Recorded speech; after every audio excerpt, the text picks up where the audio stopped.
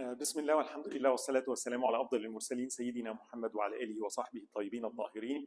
رب اشرح لي صدري ويسر لي أمري واحلل عقدة من لساني يفقهوا قولي وبعد. My pleasure to be with you today, and again we're discussing the generation of Salahuddeen between knights and scholars. And today is also a very important section because it will show us a specific side of Salahuddeen al-Ayubi. And one of his major victories, as I said last time, victory is not only the Battle of Hittin and recovering Jerusalem. How he acted after that, how he confronted odds that were unimaginable, and what he chooses to do is another victory for Salahuddin. But today we learn another lesson. And if I was to put it in that way, it's the following. Why are you fighting? What is your cause? Why is this important for you? Is that clear in my mind or not? And somehow I'll start like reflecting on the current situation. I'll ask a question for all of you. So many of us, we're not happy because what's going on is not good. We see oppression, we see tyranny. We see like people that are so arrogant, full of themselves and stepping over kids, and it's just terrible. But can I ask you this? So let's say that the Zionists were kind. They decided to be kind to the Palestinians and said, you know what, no more oppression. We're going to destroy this wall, treat them as our equals, give them jobs like us, treat them as regular citizens, be kind to them. And give them, prosperity. Is it over? Are we done? Are we fighting just for social justice? Is the cause gone? Is it okay? See what I'm saying? Is it okay? What are we calling for? Because I think many of us are not clear, especially the youth. Is a two-state solution okay? Is Jerusalem, it's fine. They have Jerusalem and you can go and you can, pray there and it's under their control. Is that okay? What are we fighting for? Oppression is bad, don't get me wrong. But is there something more? So if they were to be kind and they stopped all the atrocities, why are we in this? What's the motive, you see? Why is it so important for us? We have to be clear. And you'll see with Salahuddin today, the cause is very clear. Who am I? Am I a Palestinian? Is it a Palestinian cause? Because that's what, before it was the Arab cause, by the way, in the 70s and the 60s. And then now it shrunk to the Palestinian, now it's going to be Gaza, right? No, it's a Muslim cause. Even if the people of Palestine are all dead. All of them. And there is not a single one left of them anymore. Is it over for Muslims? No. This is the Aqsa Mosque. It belongs to me like it belongs to them. If you're an Afghani, Pakistani, from South Africa, once you say La ilaha illallah Muhammad Rasulullah, it's like Mecca and Medina. I would never accept Mecca and Medina be in the hands of somebody else. It's not about Saudi or Egyptian. You see the idea? So clarity of identity. And today, you will see that in this, inshallah, episode of this struggle of Salahuddin al-Ayubi, because sometimes that is the test. How much are you willing to compromise? So let's go through it, inshallah, and summarize quickly what happened last time, and then we'll go through the events of this time. So last time we discussed how the Crusaders, after Salahuddin won, and took Jerusalem, and he released so many people, they kind of betrayed and turned around, and they started laying siege to the city of Akka. We saw also the European countries, and we said this is al-hujum al-mudad, right? The counter-attack. 22 different nations of Europe came in to attack Salahuddin. And the kings came themselves. And the odds were incredible. You're speaking hundreds of thousands of crusaders. And Salahuddin now was in a very difficult situation. It's like, what did I bring to myself, right? But he was very clear. He will stand firm. And we saw that those hundreds of thousands that came, it took them 3 years, if you remember last time. The siege of the city of Akka. Now we're tired. We say, oh, it has been so long. It has been, 3 weeks, 4 weeks? And people are already like getting frustrated, getting depressed, ready to give up. It has been 3 long weeks. He had to put for 3 long years. Day in, day out. No giving up. And the Crusaders were very frustrated. The Franks were like, it took us 3 years to take one city. And we discussed that last time. How the city surrendered and the betrayal they did in the city of Akka and how they killed 3,000 people. We discussed this last time, right? So eventually what happened is they succeeded in taking the city of Akka, right? So Akka fell to the hands of the Crusaders. And we saw what Salahuddin did after that. And now the question comes, what is next, right? So Salahuddin, in a way, was again very positive. It's a very negative situation. You fought for 3 years. I just want imagine a 3 years fight and you lose. How would you feel? Some people were frustrated. Some people said, yeah, we're tired. Just give them Jerusalem and call it a day. Khalas, they just want Jerusalem. Give it to them and let's have peace. Some said that. But Salahuddin was still hopeful. Actually, he's so positive. He said, Alhamdulillah, when they were around Akka, I couldn't get to them. It was, fortified positions. Now, when they come to the open, maybe we can meet them on the field. Maybe we can have one big battle. And maybe in that one big battle, it ends. So maybe we have another Hattin, right? So he was looking forward for that. Yeah, the city fell. That's bad, but the good news, now they have to move out. Now they have to come into the open. Now we can have a battle. Maybe, who knows? Maybe that's good, right? And I want to see how he's thinking. So he's always thinking in a positive sense, right? So what happened? The Franks started moving, and you see on the map, they took the city of Akka. Their next stop is not Jerusalem. They have to take the coastal city of Jaffa. Remember what we said, you have to take the portal city first before you go inland, right? So the next target was the city of Jaffa, then you can go to either Asqalan or Jerusalem, one of both, right? So they started leaving the city of Akka, right? And Salahuddin was looking forward for them to go out so that he will start attacking them. But he did not give them a break as usual. Consistent raids and attacks, right? This distance between Akka and Jaffa is like a day's march, 2 days march maximum, right? It's a very short distance, right? But Salahuddin did not leave them day or night. Consistent battles, small battles, consistent harassment and attack. But then the Franks, learning their lesson, they were weary of facing Salahuddin in the open. They did something really interesting. So what they did, they marched near the coast, right? And they did it in a very interesting way. So they're marching, the Mediterranean is on one side, so you can never encircle them, right? And their ships are on that side, right? And they would have their horses and people with iron, and then the infantry wearing full armor, right? And they would march in this formation. And anybody who's injured, they use the ships. He goes to the ships and, so they did not leave the coast. They did not go inland, right? Because they don't want any encirclement. They're very weary of Salahuddin's technique and the Muslims' techniques, right? And they kept that march and they kept going. And Salahuddin is consistently harassing them, trying to do what? Pull them out. But they kept their formation, right? And no matter how many ambushes happened, they slowed down, but they consistently kept moving. So Salahuddin decides, there is a place called Arsuf. It's a small city, but around it is a forest, like a tree. And he said that's a very good place to lay an ambush. Right? So he decides to lay an ambush for them. So within these forest trees, he placed his forces, and he said once they come near Arsuf, we appear, we surround them, we attack. Maybe they can come, and if we can just bring them out, it's a good idea, right? So in Arsuf, a battle was going to happen. Right? And again, this shows the formation. I'll go quickly over it again. You can see the red squares are the cavalry, if you will, or the knights, right? Mounted with full armor, right? Surrounded, as you can see, the red dots here are like the infantry. Why? So to protect the horses. And all the infantry there are wearing their full armor, so that if you throw arrows or something, they're very well protected with their shields up. And they're moving very slowly, right? And you had Richard in the front with the Templars and the Hospitallers in the back, the very back position, right?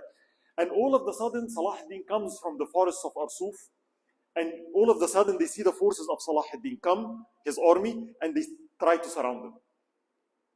And it was like, okay, charge, it's like, again, this bait, I'm here, right? But Richard did not do what his previous people did. Did not charge. He said, wait, don't move. Nobody moves. Stay where you are. So they kept harassing him, like attacking and retreating, and right? And they did not move. They did not move, right?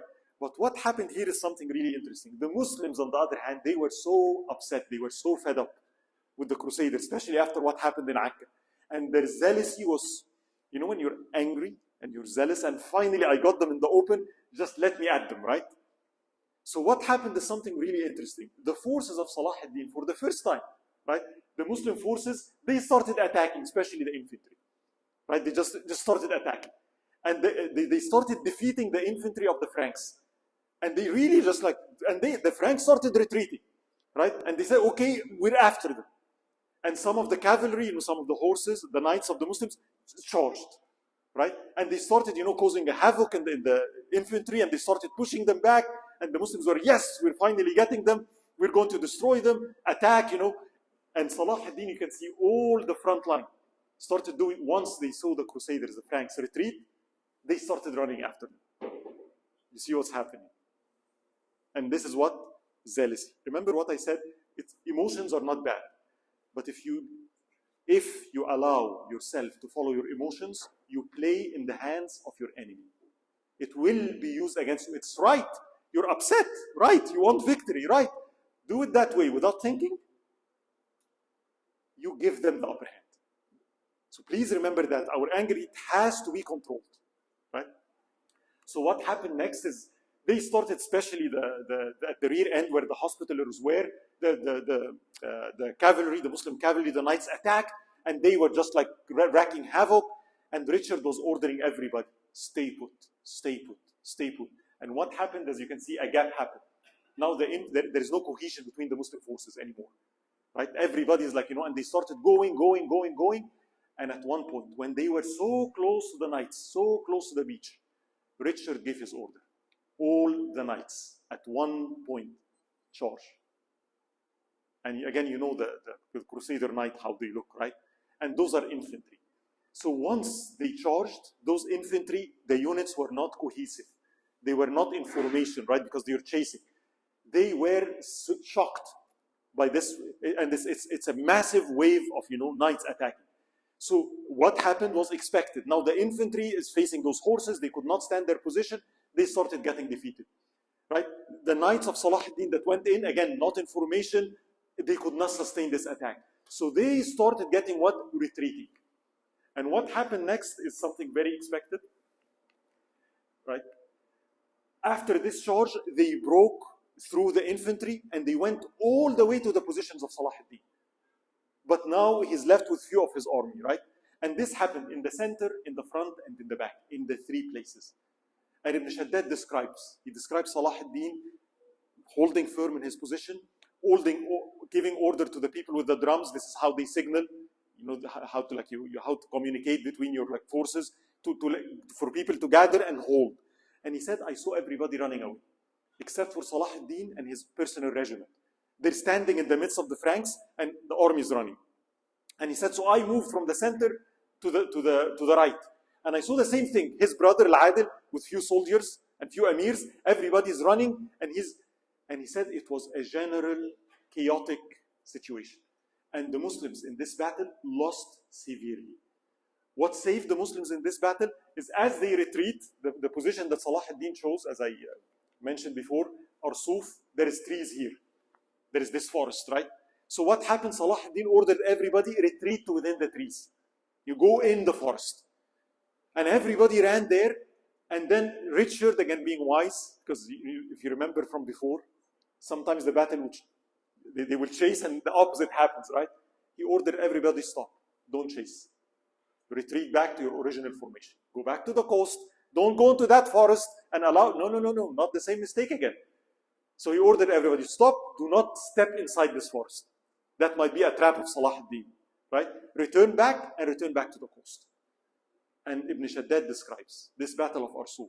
He describes Salahuddin spending the whole night going between people killed and people injured, trying to attend to people himself. Muslims lost more than 7,000 people that day. It was, for Salahuddin, it was a major setback. He doesn't have that many soldiers. So the Battle of Arsuf, when you look to it, it looks Salahuddin lost. From a tactical perspective, that was not a victory. It was not Hattin. On the contrary, it turned against Salahuddin. He lost 7,000 of his troops in that battle. What was the cause of this? And again, I'm emphasizing this. Being so emotional, so without thinking, and so zealous, so as to charge without thinking, allowing your enemy to bait you, that's not our way. That's not intelligent. This will not serve Muslims good, right? But that's what happened. Right? What happened to them? They fell in the same trap they used to do to the Franks. Right? Very interesting, right? Now, the important thing about the Battle of Arsuf is the following. You would think it's a defeat. I don't think it's a defeat, because what happened that night? Ibn Shaddad says, I saw Salahuddin not sleeping, right? Spending the whole night with soldiers, making his ranks. Said next day, we woke up, we saw Salahuddin ordering his army to march forward, right? Basically, round 2. And they started, moving his army forward. Basically, I'm there, I'm not retreating. With whatever soldiers I have, we're there. Richard decided to do what? No attack. No. You know what he was trying to do? You defeated us, come again. The answer was, no, we're staying where we're at. And if he attacks, just repulse the attack and that's it. Right? So at that point, Salahuddin realized they are very tactical. They're not leaving the coast. This surrounding them thing is not going to happen. They have the fleet. So what's the tactic? And he just lost 7,000, 8,000 men. And the situation is critical. That was the situation that people, in this situation, that's when people told him, listen, we need more money. We need to buy more horses. So take the money from the scholars and the people in the masjids. He was sponsoring so many students of knowledge, and take that money. Same thing that happened with Nuruddin. So we can establish another army, buy some horses and some weapons so we can. And what does he say? Quotes the same hadith Nuruddin Zinki. Same thing, subhanAllah. A student like his teacher, right? He said, "Dua silah al-mu'min." Said, weapons, dua is the weapon of the believer. Those people in the masjid that you want to take the money from, they're fighting for me with their dua more than you. هل تنصرون أو ترزقون إلا بدعاء. The same thing that Nuruddin Zinki said, nope, do not take a penny from those people. They're still fighting for me, right? But then they gathered, and again, strategy. See, again, there has to be strategy. There has to be a long-term strategy. It's not just about a battle, right? So here, he met with all the knights and all the scholars, and they came with the following strategy. They said, look, what's going on? Richard wants eventually to take the city of Yafa, right? So what's next? The straightforward thing, go defend the city of Yafa. Go like just, but that will be another act. Let's not do that. Let's not repeat our mistakes. They said, no, it's really about Jerusalem. And Jerusalem is inland. To get Jerusalem, he has to leave the coast and go inland, right? So they told Salahuddin, the best strategy, do not divide your forces, a part inside of Yafa, a part outside, then they're surrounded by the sea, and then it will become a blockage, and it will take us 2 other years, and this is not the strategy. They told him, here is what we think. You destroy the city of Yafa. Completely, wipe it out. Let it not be used as a port. So the suggestion was what? Make the trip from Arsuf to Yafa like hell for him. Battles, ambushes, just make him miserable. And in that time, let him arrive to the city of Yafa thinking he's going to find a place to rest, to find what? Nothing is left. And that was the plan of Salahuddin. The trip from Akka to Yafa took more than 2 to 3 weeks. That was supposed, and Richard was so disturbed by what he saw. No rest, the Muslims are relentless, they keep attacking, he lost more than 1,600 horses just in the trip, lost so many men, his forces are dwindling, and the Muslims are not, and that's one city. He took just Akka, right? And he arrives at the city of Yafa to be surprised with what? The city, there is no city left. Salahuddin destroyed the whole city, right? And at this point, Richard was very disturbed. It has been more than 3 years. The amount of losses is in the hundreds of thousands, right, on his side, and he didn't do much, right? So what happened next is he sent a letter to Salahuddin. Now here comes the test of this time. What is this letter going to be about? Negotiations. So he says to Salahuddin, and this is what he wrote, the Muslims and the Franks are done for. The land is ruined utterly at the hands of both sides. Property and lives on both sides are destroyed. This matter has received its due. It has been so long, right? And then he says what? All what we have to talk about is what? Jerusalem. We want nothing else. Jerusalem and the Holy Cross, remember the one that you took from us? Right? Jerusalem, the Holy Cross, and the lands that we currently own. That's all. Right? So he says, I'm proposing a solution. We'll leave. We'll end this. We'll have peace. But very simple. Jerusalem it's our land. belongs to us, and we will never give it up. Why? Because they're fighting from a religious standpoint of view. I want you to see this. Why are they so determined about Jerusalem? Because for them, it is a religious thing. It's faith. They believe this is the city of the Prince of Peace, and you guys are infidels, and there is no way ever we're going to let Jerusalem stay in your hands. Based on what? Based on our faith. And that's when you realize there is no negotiation. Because how are you going to negotiate this, right? I said, so give me the city of Jerusalem. The true cross, just give it to me, right? And that's it, we're done. We'll keep just the city of Akka and Yafa, you keep the rest. You stay on your chair, we will have peace, we will not harm anybody, we will all leave, and you're good and we're good. You get the idea? Today, if they said that, if they said, listen, we'll give you Gaza, we'll give you Asqalan, right? We'll give you Akka, just leave Jerusalem for us, and we will give you, you can stay with your armed forces. We will sign, because that's what we did.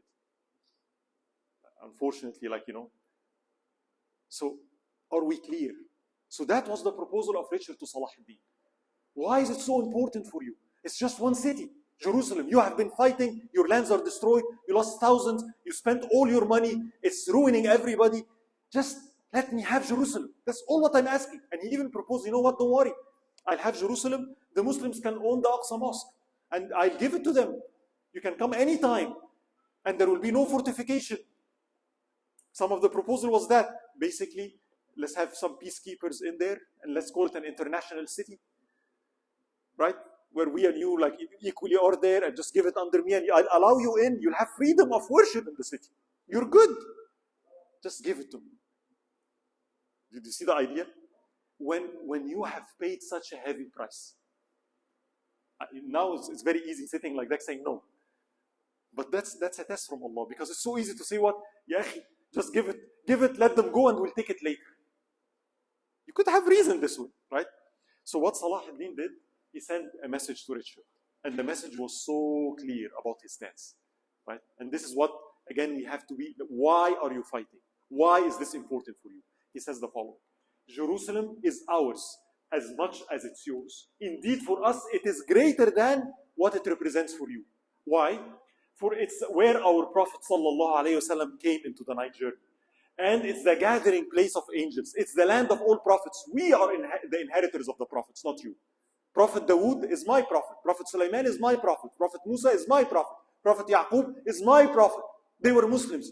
They are ours. See? It's very clear. It's the land of the prophets. It's the land of angels. It's where the Prophet ﷺ went. That's Jerusalem. It's like Mecca and Medina. And then he says what? لا يتصور. He said, the fact that I give you Jerusalem, he said something interesting. It's not only, he said, لا يتصور. I can't even dream about it. It's not even, I can't even imagine it. Like I tell you, imagine something, imagine a monster. You can. He said, that I can't even bring myself to imagine. In my imagination, I cannot even do that in my imagination. Let alone to speak about this with Muslims. What do you want me to tell Muslims? I'm giving Jerusalem to you? That is no way. Never going to happen. And look what he says. As for the lands, because remember what he said? We keep Akka, we keep Yafa, you keep the rest, right? As for the lands that you currently own, or took, you only took them because of the weakness of the Muslims at that time. All the land that you have belongs to us. Even that is known. Every single city that you have, not one of them belongs to you.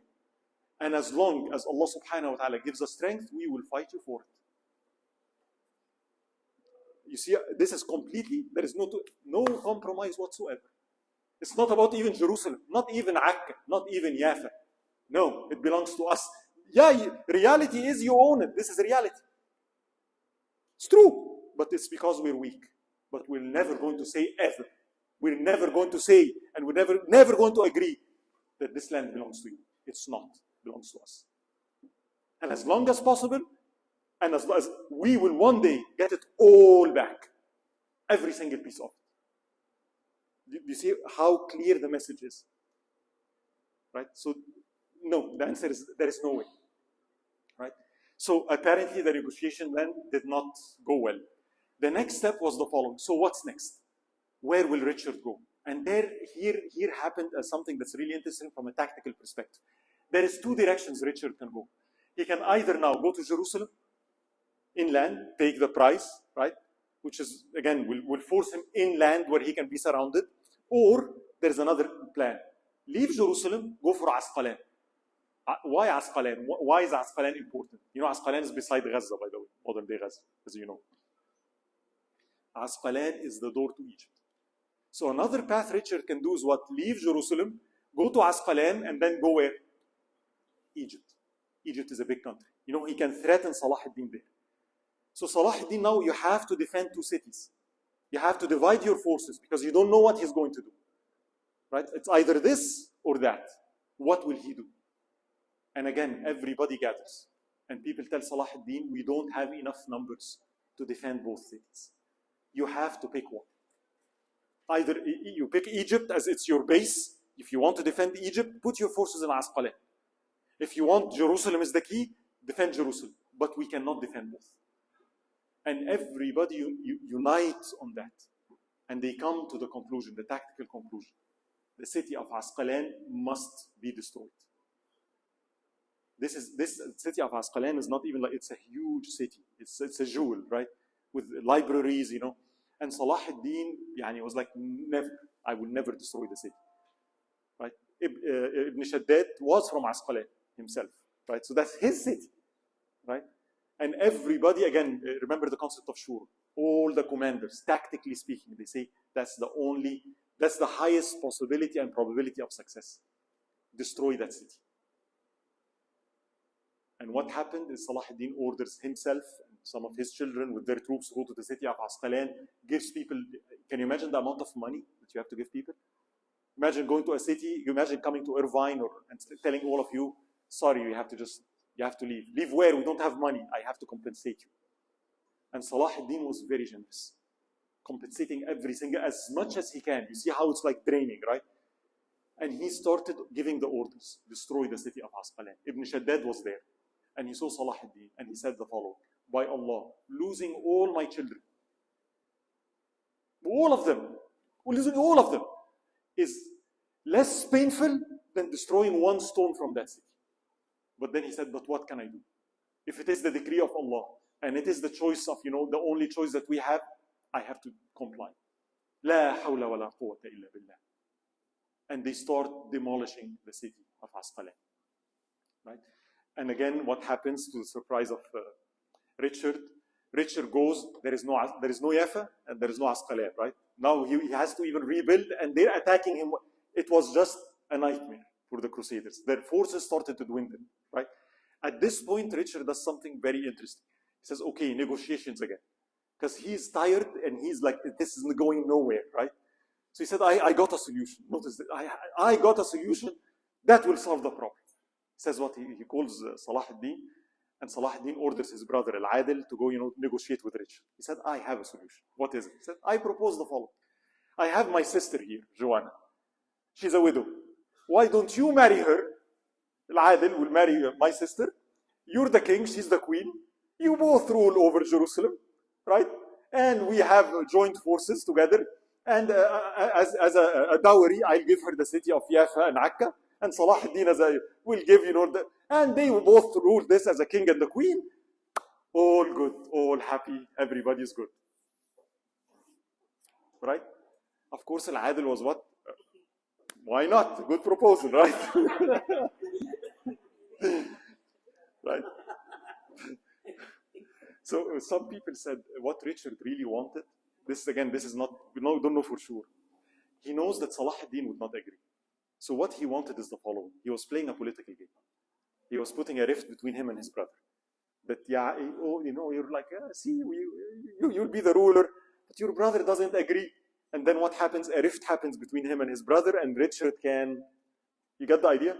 Play both sides now against each other. But maybe he can cause a rift between the Muslims, right? So Al-Adil returned back to Salahuddin with the proposal. And he told him, like, Richard has a really good proposal.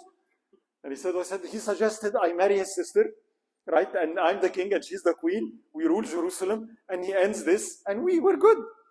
And he said, he's mocking you. He doesn't really mean, no, he was serious. He said, it's just joking. It's like, it can be. Are you sure? He said, no, he's serious. And Salahuddin like, yeah, But you know what Salahuddin did? He did something really interesting, which again we need to learn from. He gave the opponent the opposite response. What does Richard want me to say? No. So that you would hate me, right? So he told him, go tell him I agree. Go tell him. Right? So Al-Adil was very happy. He goes back to Richard and said, it's done. We're good, right? We agree. Richard, that was not expected, right? So now he has to do what? He has to tell his people. Right? That was not thinkable to them. So he went and he told his sister. You know, and the response was his sister was so outraged, she left the entire region. It's like, me marry an infidel? No way, you know, and like you're out of your mind, and right? So this negotiation broke, right? It did not succeed. Another negotiation that happened, which was interesting, people from the Franks, the Crusaders camp, they started getting tired. Specifically, Conrad, you remember this knight that was in the city of Sur? He realized Richard wants to leave. And if he leaves, Salahuddin is going to be like, I'm going to be alone with Salahuddin. This is not a good equation, right? So let me make a deal. So he went to Salahuddin and said, okay, listen, I'll make a deal with you. I'll take all my forces and we'll retreat. We'll leave Richard alone. If you promise that you do not attack the city of Sur, leave me alone in that city. And Salahuddin agreed. And according to Ibn Shaddad, they were very happy. Why? They want to break the unity. You see that? Fine. Leave. And I promise you will have a truce.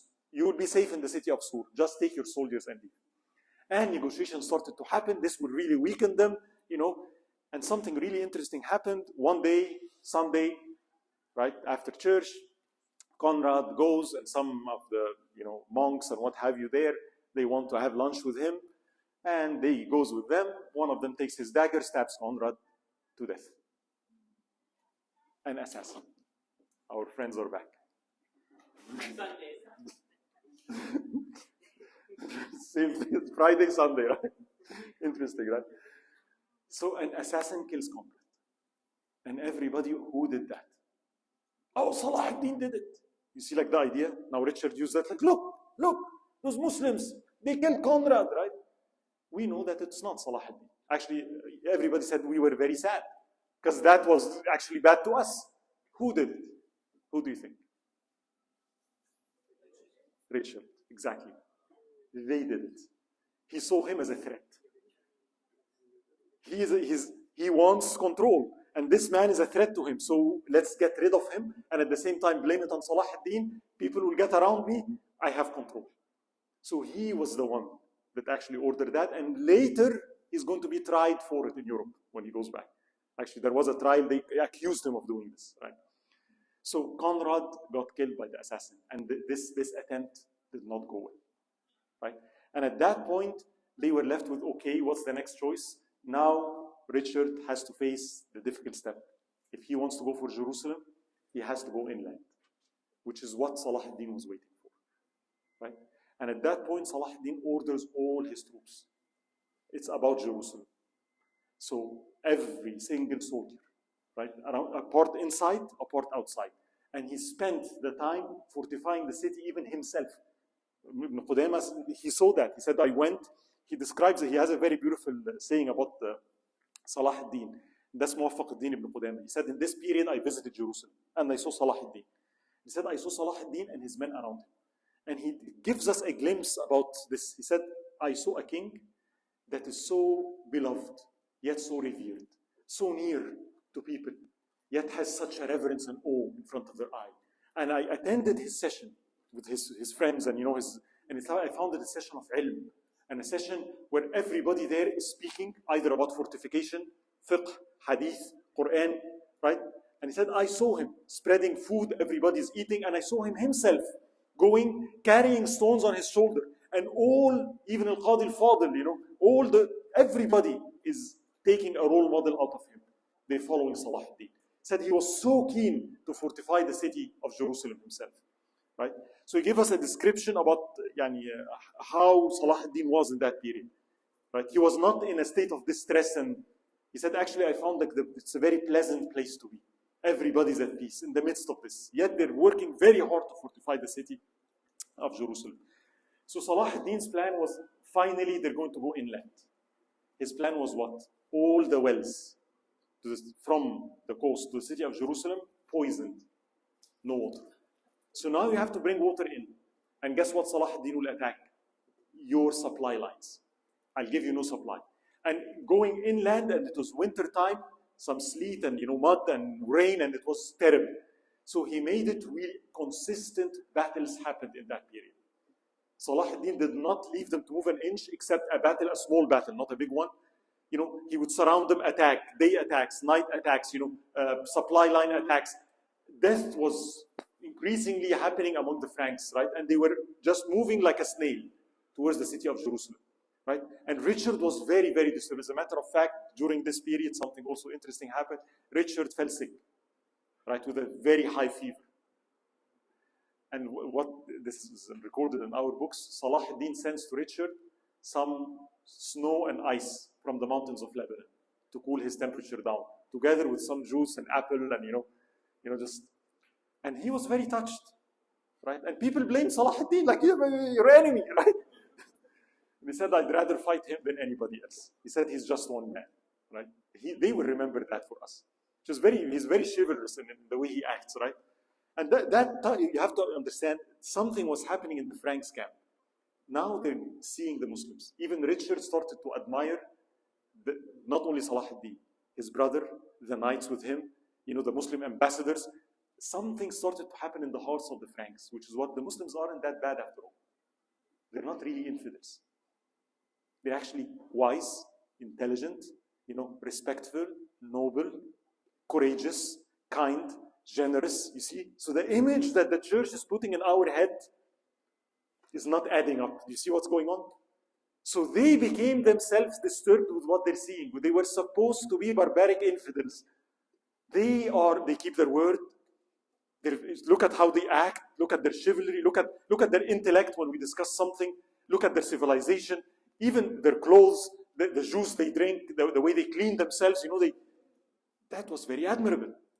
Later, that would lead to a problem in Europe, because those people, when they returned back to Europe, as I said before, what happened? They started to question the church. I think we're the infidels, not them. We saw science, we saw chemistry, we saw physics, we saw medicine. What is this? We saw scripture, we saw philosophy, we saw thoughts. This disturbed a lot the Christians, the Franks. And eventually it will lead to, the fall of the church in 100, 200, 2 centuries from that time. Those type of encounters, right? They awoken like even Europe itself, because they came in contact with Muslims. Right. So attacks started to happening, yet Richard did not desist, consistently moving towards the city of Jerusalem, right, which is his goal. Salahuddin gathers all his forces, because now Richard is about to reach Jerusalem. And he gives this speech, right? He tells them basically that you're the only people left to defend this land. It's you, and that's it. Everything else we tried everything. And the Muslims, as an ummah, see, it's not just our cause. The whole ummah of La ilaha illallah, you are the ones representing this. You're the ones that are holding firm. Do not let go. If you choose to let go, nobody else will stand. Right? So he's encouraging his troops to do what? A battle is going to happen. It's going to be long. We're not going to give up. Right? So different battles happened, right? Yet Richard consistently started going towards Jerusalem, right? Despite the losses, it was terrible. And one night, Ibn Shaddad goes to, and he mentions this in the book, he says, I went to Salahuddin, and it was late night, right? And he didn't sleep, right? And there was like 1 or 2 hours left. We discussed some hadith. I went to my tent after that, and I couldn't sleep, right? Of the distress and what's happening, right? So I returned back to the Sultan before Fajr, and I saw that he did not sleep either. And he said, Mawlay, I know what happened. You could not sleep. And he said, no, I could not sleep. Because he was really worried about Jerusalem. Will the Muslims lose Jerusalem again? Right? So he could not sleep that night. Out of what? Out of worry. So Ibn Shaddad said something really interesting. He said, Mawlay, I have a suggestion. Something came to me, and I want to tell it to you. He said what? He said, and this is, again, we know because this is the personal account. He said, look, the likes of you, exerting all this effort, being so sincere, fighting as much, with you reading the Quran, you are close to Allah. So Allah will never let the likes of you down. It will never happen. He said, but something came to my head. It's Friday. It's about to be Fajr Salah, and we're in Jerusalem. He said, let my Lord do the following. I want you to make wudu. Go to the Aqsa Mosque. Give some charity. And between adhan and iqam, right? Pray 2 rak'ahs. And in those 2 rak'ahs, when you put your head down in sujood, raise your voice and ask Allah subhanahu wa ta'ala, Al-Qahar, Al-Qawi, Al-Mateen, Al-Mu'in, to help your cause. For Allah will not let such a dua down. And I want you to notice what he did, right?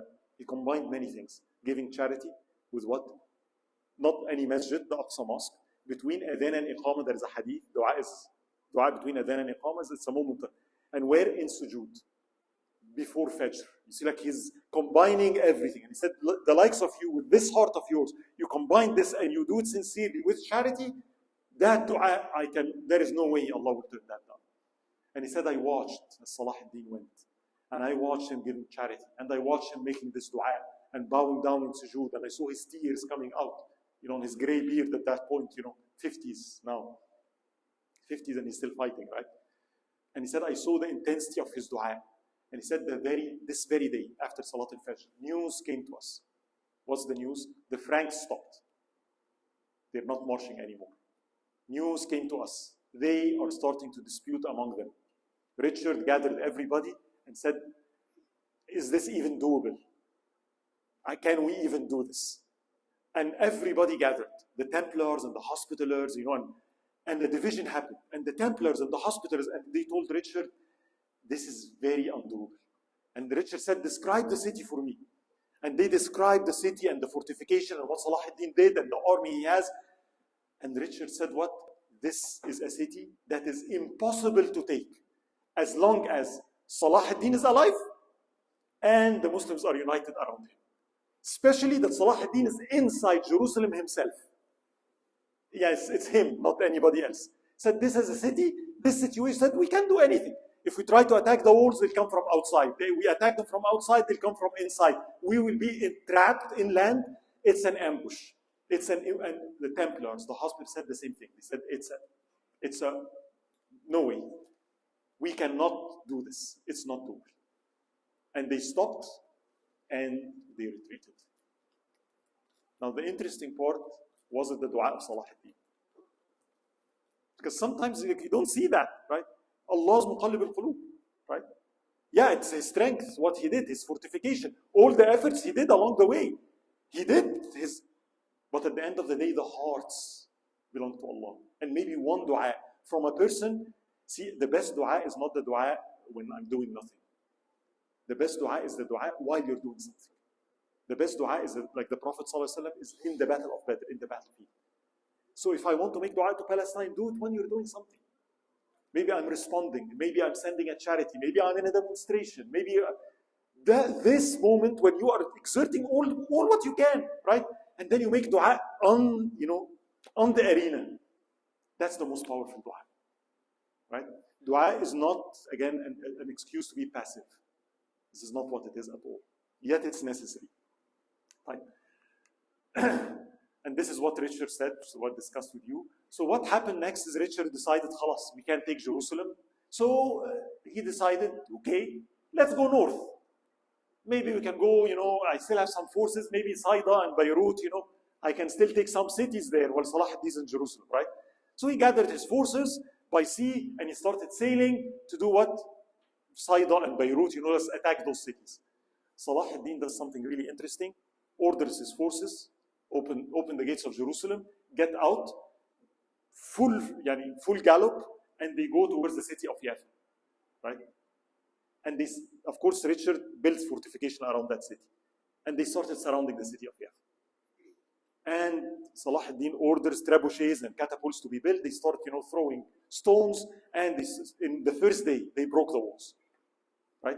And the Muslims are rushing to get in. They found that the Christians, or like the Franks, built a wall of wood, and they set it to fire, right? So they had to just put it down and fight, right? And they broke that, and they found like a wall of spears in front of them, right? So even Ibn Shaddad was admiring the Franks' resilience to fight, right? Nevertheless, Salahuddin gave them a choice: surrender the city, and everybody will be, at peace. They refused. So Salahuddin, after 3 days, broke the first wall, the second, the third, and now the walls are broken and the city is exposed. Before entering the city, they said to him, truce. The usual thing, right? And Salahuddin agrees, right? Again, and his soldiers were really upset at this point. Some of them said, kind of like, no, like we're done, right? I mean, it's too tough for them, right? And Salahuddin he said it, some of them he could not even control at that point, right? They were so outraged, right? They're like, we're going to go and we're going to take whatever we can. Don't tell them truce. No, right after this, right? Nevertheless, they're negotiating. Richard got the news, and the news arrived to Salahuddin. Richard is back, and he's landing at the beach of Yafa for a confrontation. What do you think Salahuddin did?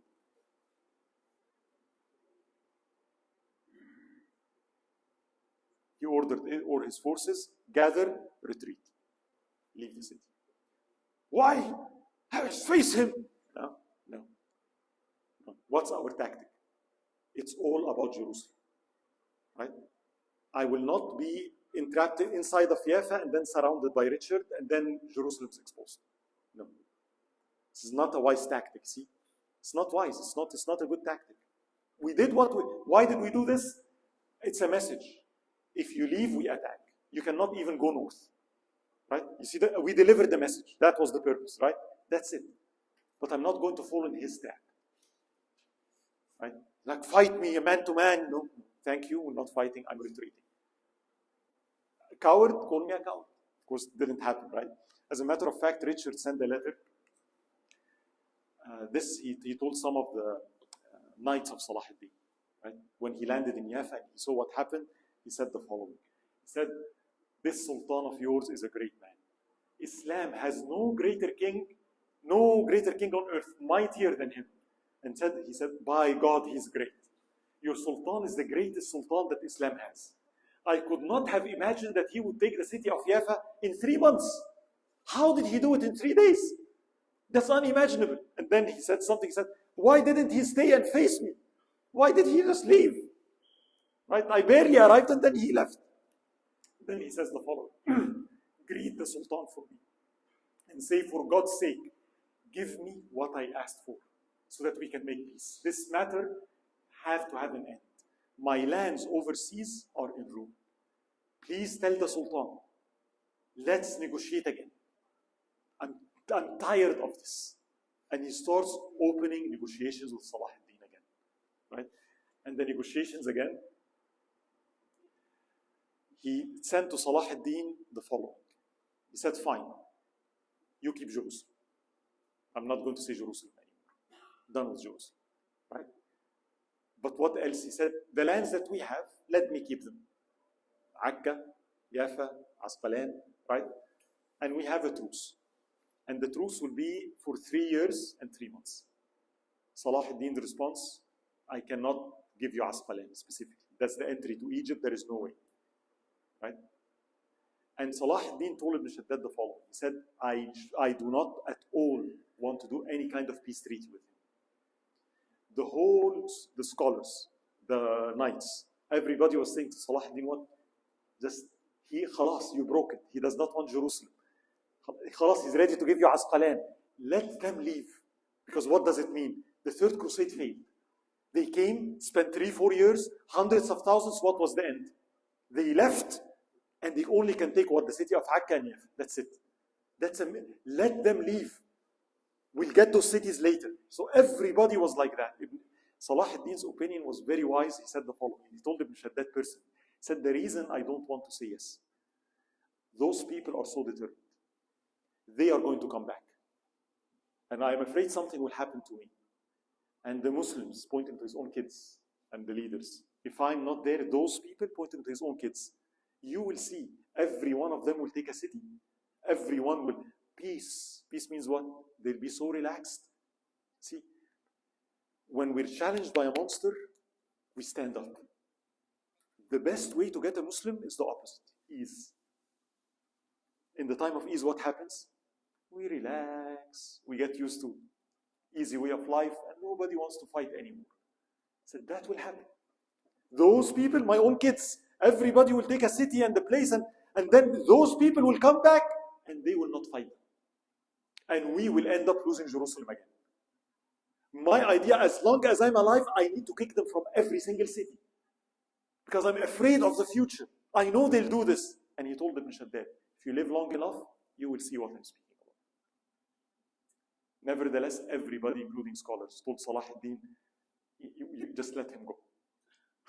It's like you have to agree. So reluctantly, Salahuddin agrees on this truce. Now I want you to see something. When he agrees on the truce, what does it mean? Does he agree that Akka is yours? Yafa is yours? No. What did he agree on? Permanent peace, salam al-da'im, salam al-adil, salam al-shuj'an, as some people call, like some Arabs. I don't know what they're speaking of. No. Truce is different. Truce has a period. Truce is what? We're enemies. But we'll have peace for 3 years and 3 months. But those lands are ours. So what are we agreeing on? I never said you're okay. No, you're not okay. It's not, the cause is not done. But both of us, it's beneficial to have peace for now. So it's called a truce. See the difference? So Salahuddin, because some people tell you, well, even Salahuddin had a peace treaty. No, he had a truce. And as a matter of fact, when they signed the truce, Richard told him, this was the last word of Richard. He didn't see Salahuddin. He sent him a message. He says, after 3 years and 3 months, I will be back. And the response of Salahuddin, he said, and I'll be waiting for you. I'd rather fight you than anybody else. So like there is respect, you see that? But also it's very clear what's going on. Right? And finally, after that, this is the third crusade came to an end. And reluctantly, Richard and everybody else, they signed and they had to leave. Right?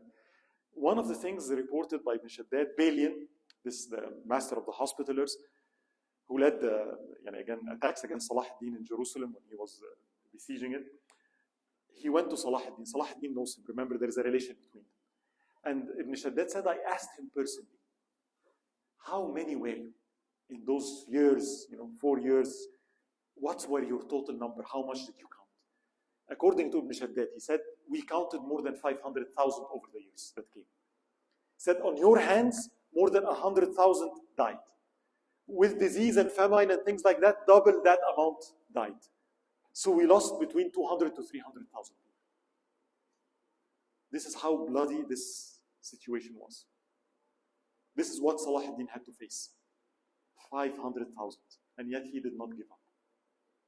Right? He did not fall and say, oh, no. And he was very clear what he's fighting. He knows what he's doing. He knows who he is. His identity is clear. Right? Which is it's a very important message today that I hope that you can get from this. Right? The interesting part is what happens next. Right? People told Salahuddin the land is ruined. So he started visiting every single place. He went to Jerusalem, Damascus, all the cities, right? And he gathered his brother, and his commanders, and he said, okay, what's next? What's next? Meaning what? This is not the time for us to sleep. What's our next move? Where do you suggest we go? Some said Asia Minor, the Seljuks there, they need discipline, they weren't very helpful. The others said, no, east. This area needs, this is where the Mongols came from, right? You need to go more east. And Salahuddin says, we're going to go to both. We're going to unify Muslims more. We're not going to sleep. See, the worst thing when you have a truce or peace is what? You really go and sleep. Your enemy is not going to sleep. They're going to come back. So if you sleep and they do not sleep, what happens in 10 years? You're in a very negative position, which is very serious. So he was like, no, there is no sleep. This is not the time to rest. It's time to prepare. I know they're going to be back. We need to be more stronger. See how he's thinking, right?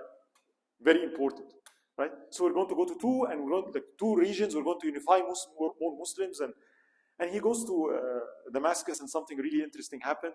So the governor of Damascus meets Salahuddin, right? And he was raised in Damascus. It has been years he didn't go to that city. And people were so happy to see him. So the governor said, Ya Salahuddin, I have something for you. I prepared this palace, You did so much for the Muslims. You need to retire. You need, like, here, I built this for you. And he showed him a beautiful, Damascus was a really glamorous city. So this beautiful palace. Said, here, please enjoy. What do you think Salahuddin did? He looked at it and he said, this is a place built for someone who does not think he's going to die. Right? And then he said the following: we were not created for this. We were created to worship Allah subhanahu wa ta'ala. And then he looked at him and he said, and you build this with the money of the Muslims for me? He removed the governor. You see the idea? This is not working well. It's not how you get Salahuddin. Actually, his financial advisors used to hide his money from him. This is true. They say, like, we had to hide the money because if he knows he has money, it's gone. He spends, right? So literally, and he said one time, smiling, he said, there are some people that money is like dust for them. And Ibn Shaddad said, he means himself, but he doesn't want to say so, right? Because people used to blame him. Like, and he said, if he knows there is money, he gives. Very generous, right? So Salahuddin spends the next period of what? Going city by city, visiting the Muslims. The Muslims loved Salahuddin. Taking care of now the orphans, taking care of the widows of the people that died, taking care of the demolished cities, rebuilding the walls, right? So he spent his time, again, reviving this. For once, he said, I want to do something for myself. All this time, for Muslims. He said, now that there is truth, I want something for myself. What is it? I want to go for Hajj. He sent tons of money, to Mecca and Medina, and supporting the people there. He said, I yearn. I never went. I never saw the grave of the Prophet sallallahu alaihi wasallam. I never saw the Kaaba. I'm not the Sultan. I want to go. And the response came to him from Qadi al-Fadil and all the scholars. No, it's not permissible. It's haram for you to go. Why? The Franks are still there. If they know that you went and you left, they might betray and attack us. It's not permissible for you in your position to leave this place. You have to stay there in front of them because they will not keep their word. You cannot go for Hajj. So even the wish that he wanted, the answer was denied. He could not do that. And one of the things he did, it was mentioned, he started paving the roads for the Hujjaj himself. As I told you, he used to build hotels for them. He used to take, and it's said that one night he went out to see the people coming back from Hajj. And you can tell the state of his heart. Why? He's watching them. Wishing, at least if I can be there, let me watch the people that were there. Do you need anything? Right? And it was a cold day, and he was not wearing enough clothes. And Ibn Shaddad said, I was really concerned. He's 55, he's getting older, right? It's cold, and indeed, Salahuddin catches fever, right? And everybody was worried. He said, we took him away, back to Damascus, right? And the fever started to get stronger. And they started calling the doctors. By the way, who knows the doctor? You know the doctor of Salahuddin? Who's the doctor of Salahuddin? It's a very well-known figure, by the way. He's not a Muslim. He's a Jew. Maimonides. One of the biggest theologians of the Jews had scholars. Jews at the time, they were living with Muslims, right? One of their biggest theologians, a man like, what's his name? Musa ibn Mahran, right? Maimonides. Very well-known figure. And you can Google him. He lived in the time of Salahuddin. He was safe. No, he was the doctor of Salahuddin himself, right? So you can see how Salahuddin is like, he does not favor one. You're a good doctor, right? So he came, and Salahuddin was really sick. And he started to be like, he cannot leave the bed at all. And all what they did, he used to love Quran so much. So they brought a recite. Salahuddin every night would hear 3 to 4 juz of Quran recited. Remember, there is no recorders, there is no phones, right? So they brought a person with a good voice. His mission was what? Recite Quran, right? And it is said Salahuddin, indeed, his fever got more intense, and all of a sudden, he started to fall into coma, right? He's completely unconscious. And they would say something interesting. Whenever Quran is recited, and whenever you mention the names of Allah subhanahu wa ta'ala, Salahuddin would say, true, true, Sahih, Sahih. Allahu la ilaha illa. Sahih, Sahih, right? And he falls back in coma, right? And then the reciter said, I recited the verse, Allahu la ilaha illa huwa alayhi tawakkalt, wa huwa rabbul arsh al-azim. Allah, there is no deity worthy of worship except Him, on Him do I rely. And He's the Lord of the great throne. He said, I saw Salahuddin smile, and then he passed away. Salahuddin passed away. What they describe? I'll tell you this is from Ibn Shaddad. He said, it was one of the darkest day I ever saw. He said, I used to hear people say when a person, I will ransom you with myself, and I thought it's an exaggeration till that day. Because I saw in myself and others, we were ready to give our life if we can save him. He was so beloved. Christians, Jews, Muslims, everybody was in tears. Everybody could not move. A state of everybody. He was so beloved to people because of what he did. Everybody mourned Salahuddin in Ayubi. But to their surprise, something happened. His flag bearer, you know, the person that used to carry the flag of Salahuddin, right? He came forward and said, Salahuddin ordered me to do something. Salahuddin told him before he went into coma, I feel I'm dying. If I die, you're the person that held my flag when I was alive. After I die, take my flag, put it on a long pole, go to every single Muslim city, deliver this message. Tell them this is the flag of the Sultan, Salahuddin, the Sultan of Egypt and Sham, the Sultan that commanded so many troops. Yet, he left this world and he could not take anything with him except a piece of cloth that he was wrapped in. And even that is going to disintegrate. Remind them. What is Salahuddin gave us a message. You know what's the message? Everybody's going to die. You're not going to take anything with you. حب الدنيا وكراهية الموت. The disease that is disabling the Muslims. Stop fighting for the life of this world. You're going to take nothing. And if anything, he's reminding us, look at me. The great Sultan, the one that conquered the crusades, the one that did, the one with soldiers, the one, even me. Look, I'm in my grave right now, and I could not take anything except a cloth to be wrapped. So what about you? He said, tell Muslims that. He got his son, and he gave him such a powerful, this was like, for me, was shocking. So before dying, he gets his son. And he asks him, right, Usik. And I thought he was going to say, Usik, I give you like a, protect Jerusalem. Right? No, he didn't say that. Look at what he told his son. Right? I advise you to have taqwa of Allah subhanahu wa ta'ala. For it's the source of everything good. I command you with what Allah commanded you. I forbid you from what Allah subhanahu wa ta'ala forbid you. I warn you from bloodshed. Do not kill unnecessary. Salahuddin, 100,000 died on his hands. Bloodshed is very dangerous. Do not kill. Have to be very careful with bloodshed. Right? Notice this following statement. This, for me, was something that says so much about him. I ask you to protect. He did not say protect Jerusalem. There is something more important than Jerusalem. I ask you to protect the hearts of people. The hearts of your commander.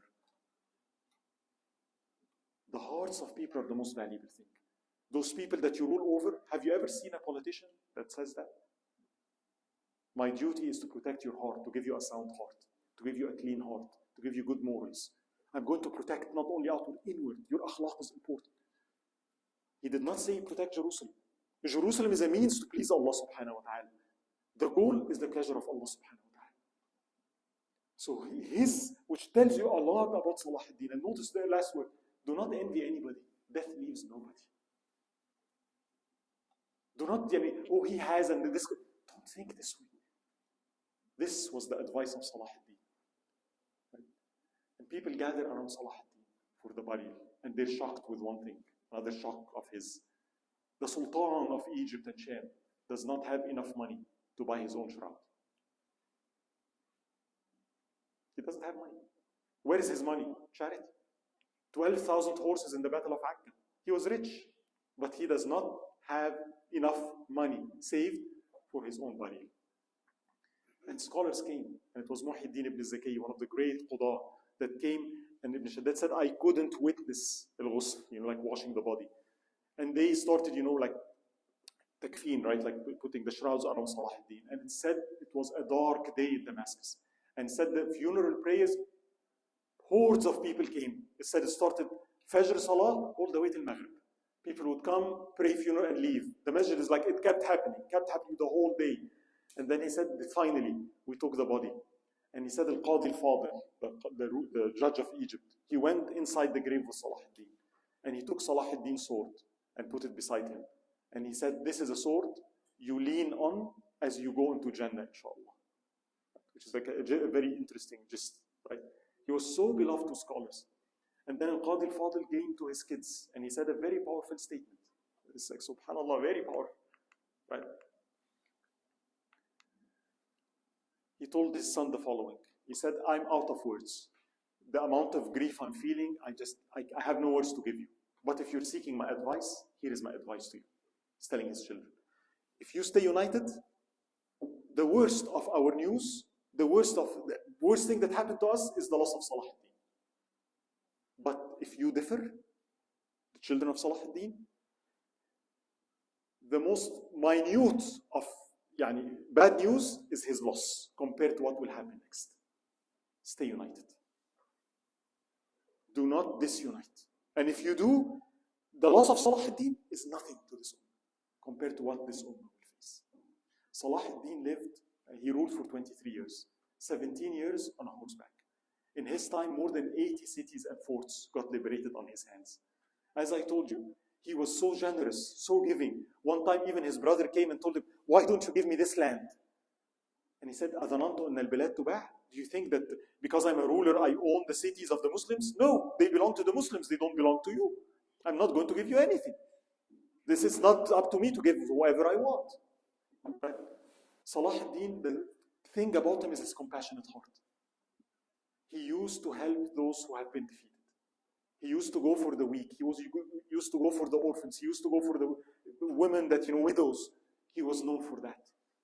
Right? If the Quran is recited, he would cry. He said, it has been more than years and decades. I can't recall when I didn't pray Salat in Jama'ah. When it comes to Salah, prayers, Nafl, Jama'ah, Tahajjud, very keen on it. Love of the hadith of the Prophet sallallahu alaihi wasallam. Non-Muslims loved him as Muslims. The Franks loved him like they had such a respect and an awe with everybody. Right? So this is the leader, that this generation brought forth. Ibn Shaddad finishes his book by this. Those were the days of the Sultan Salahuddin al-Ayubi and the men around him. Those days passed. Their long years now feel like moments, and their long struggles now feel like a dream that passed in a glimpse of an eye. What the future brought, and again, going out of time here, the fears of Salahuddin. Remember what he said? I'm afraid if I do truce, what will happen? Ibn Shaddad lived long enough to see that happen. Indeed, the descendants of Salahuddin differed. They started fighting each other. One of them gave Jerusalem back to the Crusaders in order to aid him fight his own brother. Right?